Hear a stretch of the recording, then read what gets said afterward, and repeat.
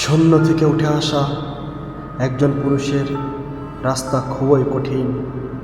জীবনের প্রতিটি ক্ষেত্রে সাফল্য অর্জনের জন্য পরিশ্রম, ধৈর্য ও আত্মবিশ্বাস অপরিহার্য।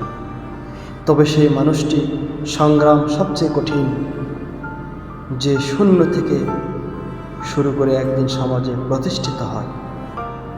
শূন্য থেকে উঠে আসা একজন পুরুষ মানুষ জানে সাফল্যের রাস্তাটা এতটা সহজ নয়, কারণ তার পেছনে থাকে না কোনো পারিবারিক জোর, আর্থিক শক্তি কিংবা সামাজিক অবস্থানের সুবিধা। থাকে কেবল নিজের পরিশ্রম, স্বপ্ন আর অদম্য ইচ্ছা শক্তি।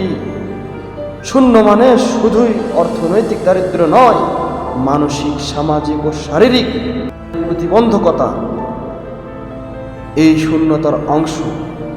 একজন মানুষ যখন জীবনের শুরুতেই সব কিছু হারায় বা কিছুই না পায়, তখন তার জন্য প্রতিটি পদক্ষেপে হয়ে ওঠে যুদ্ধের মতো। লেখাপড়ার, পেশা গঠন, সমাজে টিকে থাকা, সব জায়গায় তাকে লড়তে হয় দ্বিগুণ। এই লড়াই তাকে মানুষ করে তোলে। পরিশ্রমের মূল্য সে জানে, ব্যর্থতার স্বাদ সে চেনে। তাই সাফল্য তার কাছে হয় না শুধুই অর্জন, তা হয়ে ওঠে জীবন যুদ্ধের এক রক্তাক্ত বিজয়।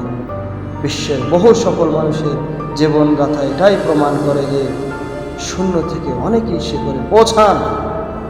যেমন Abraham Lincoln, APJ Abdul Kalam কিংবা বাংলাদেশের নিজস্ব প্রেক্ষাপট অনেক উদ্যোক্তা ও নেতৃত্ব স্থানীয় ব্যক্তিত্ব।